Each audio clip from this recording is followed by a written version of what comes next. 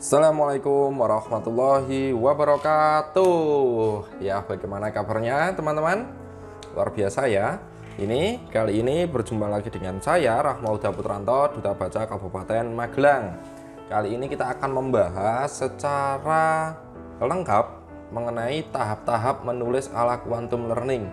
Nah, nanti kita akan menemukan sebuah kaitan antara materi ini dengan materi-materi yang ada di video-video sebelumnya. Oke, nah di sini saya akan memulai dengan pertanyaan dulu. Nah, masih ingatkah teman-teman dengan apa yang dipelajari di video sebelumnya? Ya, paling tidak teman-teman harus mengingat dua hal ini. Nah, yang pertama adalah dua teknik untuk memulai menulis dan satu cara untuk mengembangkan tulisan. Nah, dua teknik untuk menulis itu apa saja ya? Ayo, ada apa saja? Yang pertama clustering dan yang kedua adalah fast writing. Betul sekali. Jadi nulis dan mengumpulkan kata-kata sebanyak-banyaknya tanpa memikirkan baik benar, baik buruk, salah benar, atau indah atau jelek.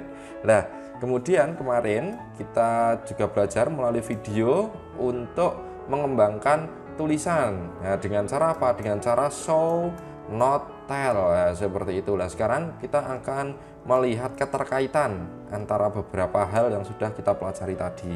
Nah, keterkaitan itu, termasuk dalam langkah-langkah menulis ala quantum learning.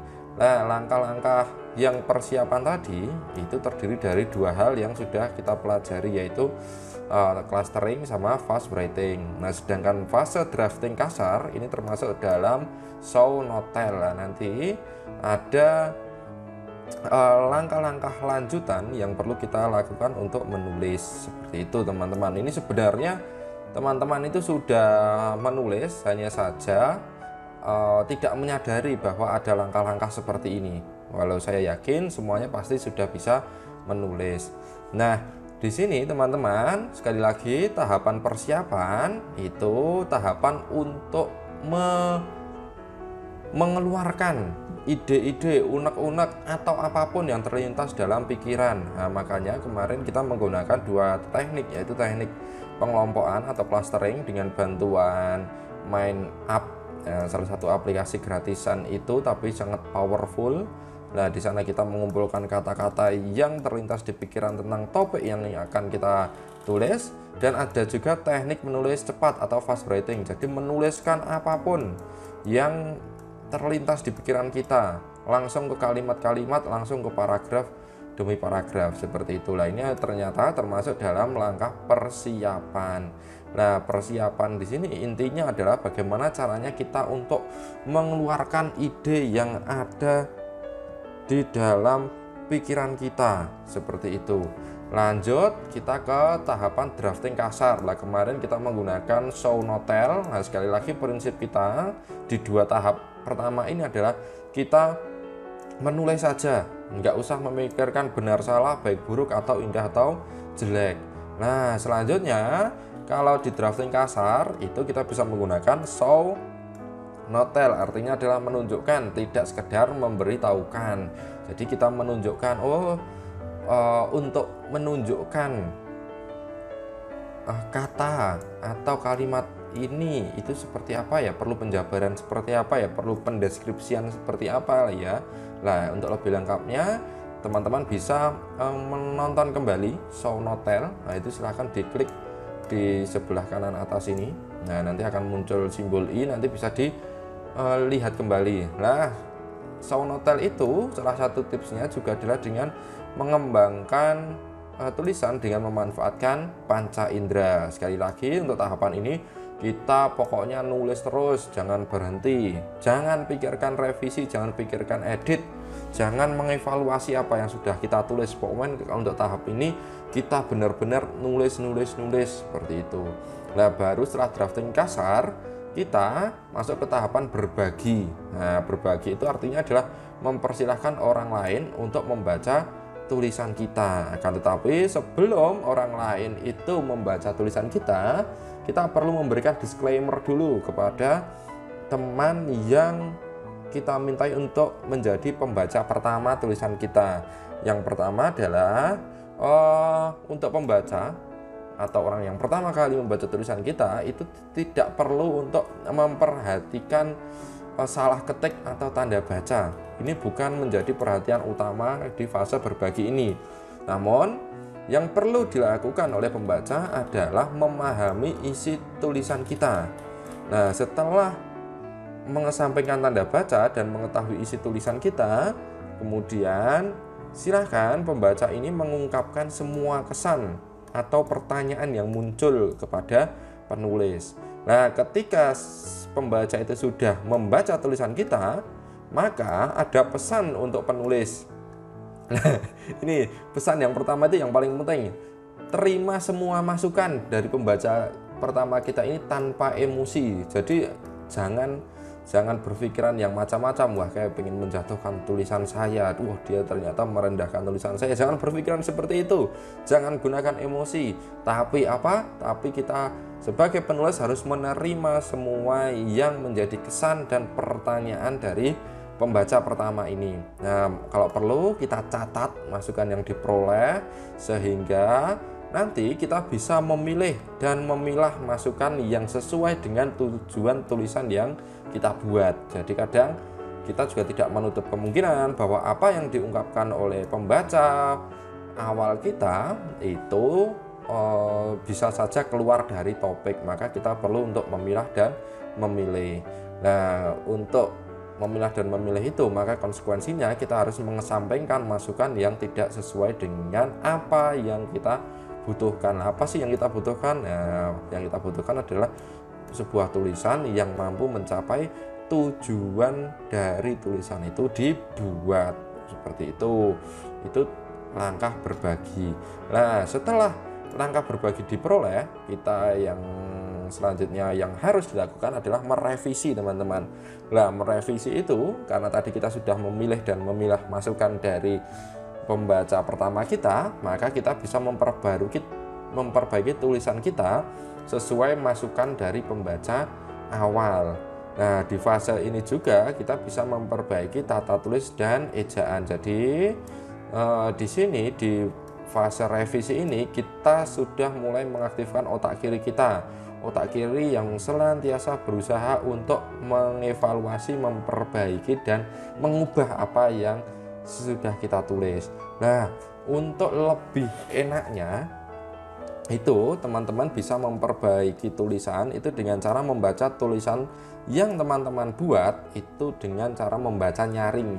Jadi baca tiap kalimat, kemudian rasakan apa yang timbul dari setiap kalimat yang dibaca itu. Nanti teman-teman akan muncul gagasan, oh ini harusnya titik ya, oh ini harusnya di sini ada koma ya, oh ini kalimatnya terlalu panjang ya, oh ini 2 kalimat, oh ini 1 kalimat bisa jadi 3 kalimat ya. Nah, seperti itu. Jadi di sini teman-teman kami sarankan untuk membaca nyaring. Nah, membaca nyaring dalam rangka merevisi apa yang sudah kita buat. Seperti itu anak-anak.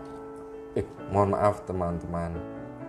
Nah, di sini selanjutnya adalah kita masuk ke mode penyuntingan atau editing. Nah, di mode atau tahapan editing ini, nah apa yang bisa kita lakukan? Nah, tentu yang pertama kali kita lakukan adalah mengecek kebenaran. Apakah yang kita tulis itu benar terjadi atau benar tidaknya. Jadi kalau kita misalnya menceritakan sebuah kejadian atau sebuah pengalaman dari orang lain, itu kita bisa memeriksa dulu sebelum kita menyebut nama orang lain. Itu kita periksa dulu benar apa enggak. Khawatirnya apa? Khawatirnya kalau kita tidak cek kebenaran, nanti ada orang-orang yang dirugikan. Bahkan kita bisa dituduh untuk menyebarkan hoax atau ujaran kebencian atau ujaran penipuan seperti itu. Nah, kemudian di editing ini aktifkan lagi otak kiri kita, periksa apakah tulisan yang kita buat itu sudah runtut alias logis, apakah sudah masuk di akal. Karena kadang kalau tulisan itu belenjat-belenjat ini bahas tempe kok ujuk-ujuk nanti bahasnya ayam goreng, kemudian ujuk-ujuk kok bahasnya buku tulis, terus dari buku tulis kok bahasnya almari pakaian. Nah itu biasanya kalau kita baca nyaring sekali lagi itu akan jelas, oh kalau urutan-urutan yang tadinya bahas tahu kok ujuk-ujuk jadi ayam, kok ujuk-ujuk bahas tempe dan lain sebagainya, itu biasanya kita akan merasakan bahwa tulisan kita itu tidak logis. Maka di sini kita berusaha untuk meruntutkan jalan pikiran kita. Nah ini bantuannya bisa dengan melihat kembali apa yang sudah kita clustering itu. Nah di tahapan ini pun kita bisa mengubah alur tulisan sesuai dengan kebutuhan kita, teman-teman. Seperti itu. Nah di sini selanjutnya adalah penulisan kembali. Akan tetapi kalau penulisan kembali ini hanya digunakan ketika teman-teman menulis menggunakan kertas, teman-teman. Tujuan utamanya untuk menuliskan kembali itu sebenarnya karena tadi revisi itu penuh dengan oret-oretan, editing juga penuh dengan oret-oretan atau perubahan, maka kita perlu menuliskannya kembali. Tapi kalau tahapan ini kita tidak perlu melakukannya. Karena apa? Karena kita sudah mendapatkan bantuan dari aplikasi atau software. Jadi kalau teman-teman menggunakan aplikasi atau software pengolah kata di Android, di iPhone atau di komputer, nah itu tidak perlu melakukan tahapan penulisan kembali. Nah yang terakhir, sebelum tulisan kita terbitkan atau kita publish ke media sosial, maka yang terakhir kita lakukan adalah kita perlu mengevaluasi. Lah caranya bagaimana? Caranya dengan membaca ulang. Dan ketika membaca ulang itu kita perlu menimbang kembali. Nah, cara menimbangnya gimana? Yaitu menanyakan pada diri sendiri, apakah tulisan yang dibuat ini bertentangan dengan nilai-nilai yang diyakini oleh masyarakat. Jangan sampai nanti mengandung sara, mengandung ujaran kebencian tadi. Nah, di sini kita berpikir dengan pertimbangan baik buruk.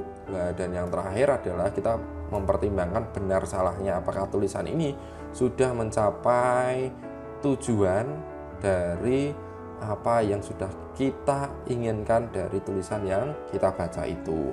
Itu evaluasi sehingga seringkali proses penulisan akan terus-menerus memerlukan satu atau banyak pola putaran. Nah, di sini kita mulai dari persiapan, drafting kasar, berbagi, memperbaiki, dan setelah memperbaiki pun kita bisa berbagi kembali. Nah, kita bagikan kembali tulisan kita kepada orang tersebut atau orang lain.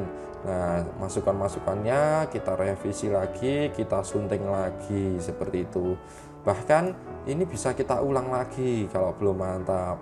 Cari orang lain lagi yang mau membaca tulisan kita, cari orang lain lagi yang mau membaca tulisan kita. Nah, kemudian kita tuliskan kembali, evaluasi, dan kita terbitkan. Seperti itu, teman-teman. Jadi kesimpulannya adalah siklus tahapan menulis itu dapat dilakukan berulang-ulang dalam satu tulisan yang sama. Nah, semakin siklus ini diputar atau tahapan ini diulang-ulang untuk membahas satu tulisan yang sama, biasanya akan menghasilkan tulisan yang semakin baik. Nah, ini contohnya kalau teman-teman yang sedang atau pernah mengikuti kegiatan kuliah di perguruan tinggi, terutama ketika mengerjakan skripsi, tesis, atau disertasi, itu pasti akan ada proses pembimbingan dari dosen dan sering melakukan revisi bolak-balik revisi sampai akhirnya tercapailah sebuah tulisan yang sudah baik. Nah, jadi tahapan ini bisa kita berulang-ulang kali untuk satu jenis tulisan yang sama. Seperti itu, teman-teman. Terima kasih atas perhatiannya. Mohon maaf bila banyak kurangnya. Wassalamualaikum warahmatullahi wabarakatuh.